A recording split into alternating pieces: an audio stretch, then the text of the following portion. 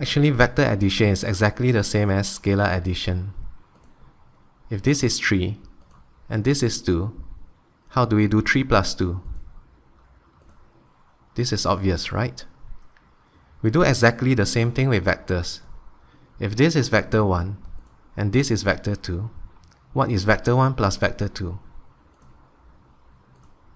So we line them up, and this is the answer. If this is 3 and this is 2, what is 3 minus 2? Again, that's pretty obvious. We do exactly the same thing with vectors. If this is vector 1 and this is vector 2, what is vector 1 minus vector 2? Again, we line them up, but we're going to flip v2 around since we're trying to subtract it away. And so this vector here is v1 minus v2. Let's put in some context. Let's say you are put by a 3 Newton force downward. At the same time, you are put by a 4 Newton force rightward. What is the total force experienced by you? Well, we're going to add up these two vectors. So we join them up. And this vector here represents the total force, or the resultant force. You can obtain the value of 5 Newton by applying Pythagoras theorem, since this happens to be a right-angled triangle. Now again, say you are put by a 5 Newton force in this direction and another 5 Newton force in this direction. What do you think is the total force experienced by you? So we're going to add up these two vectors. So we line them up, and that's the answer. Because this turns out to be an equilateral triangle, we can see that the total force is yet again going to be a 5 Newton force, but it's going to be directed in a new direction here. Okay, so let's say you were traveling at a velocity vi initially in this direction, and this is your final velocity. So what's the change in your velocity? So the change in the velocity is vf minus vi. So we are going to line them up again, but remember we got to flip vi around since we are trying to subtract away the initial velocity. So this vector here represents the change in your velocity. Hope that helps. Ta-ta!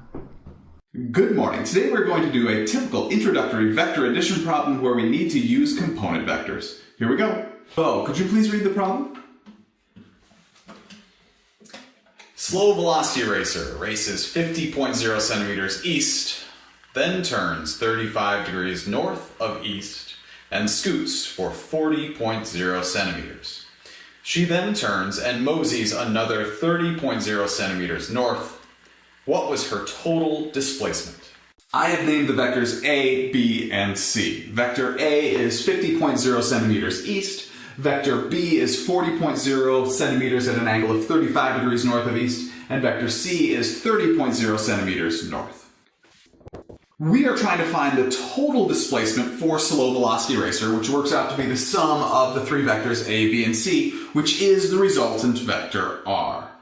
Now, whenever you are doing a vector addition problem, you need to draw a vector diagram.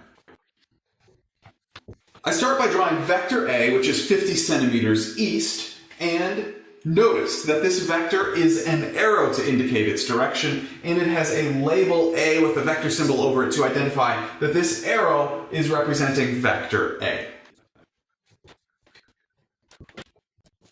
I place the tail of vector B on the tip of vector A because this is tip-to-tail vector addition. Notice that B is about 4/5 the length of A because it represents 40 centimeters in length instead of 50 centimeters in length. And we have our angle here, which is 35 degrees north from east, or north of east. And vector C, the tail of vector C is on the tip of vector B. C is northward and is only 3/5 the length of A because it represents 30 centimeters in length. We are looking for the total displacement, which is this resultant vector R, which is the displacement from the initial point to the final point. And the arrowhead goes right here on the final point, again, because this arrow indicates the direction of the total displacement, which is from the initial point to the final point. At this point, we can't use the Pythagorean theorem or because we don't even have a triangle.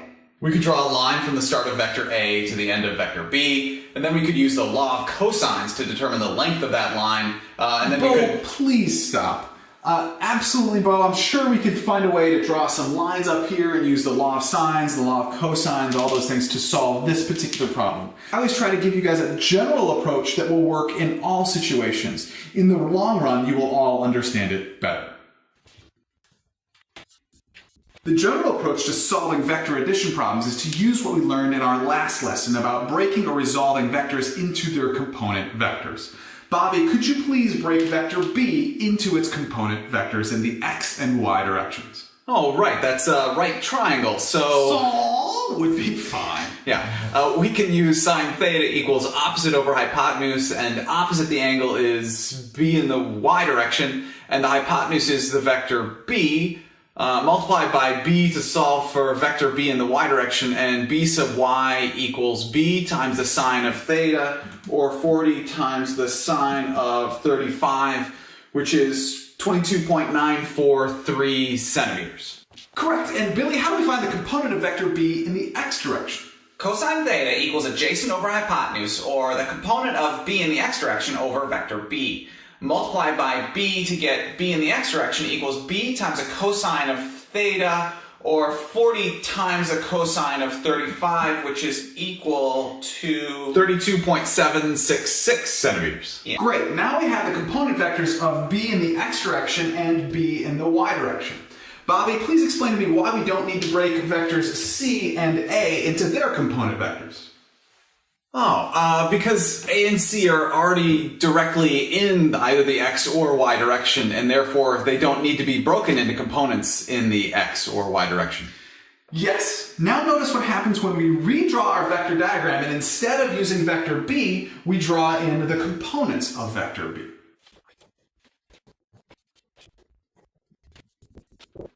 Now we have a right triangle, and we can use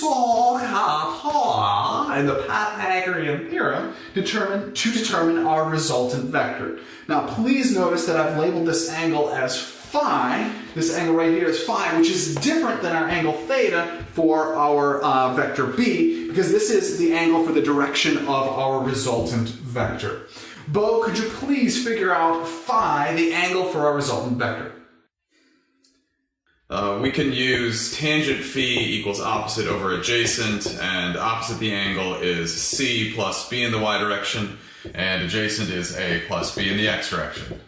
Taking the inverse tangent of the whole equation gives us that phi equals the inverse tangent of the quantity c plus b in the y direction divided by a plus b in the x direction.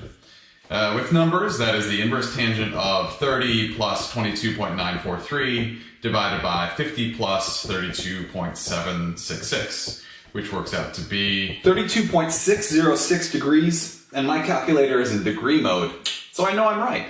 Yep, the angle of 32.606 degrees will give us the direction, and now we need the magnitude. Bobby, could you please find the magnitude? We can use the Pythagorean theorem, so a squared plus b squared equals c squared, or the resultant vector squared equals the quantity of a plus b in the x direction squared plus the quantity b in the y direction plus c squared. Taking the square root of the whole equation gives us the resultant vector equals the square root of, again, the quantity of a plus b in the x direction squared plus the quantity b in the y direction plus c, that quantity squared. With numbers, that is the square root of 50 plus 32.766 squared plus 22.943 plus 30, that quantity squared, which works out to be 98.251 centimeters. With 2 sig figs, the resultant vector or total displacement of our slow velocity racer is 98 centimeters at an angle of 33 degrees north of east, because this angle phi is 33 degrees northward from east. Any questions? Nope, thanks. I'm good.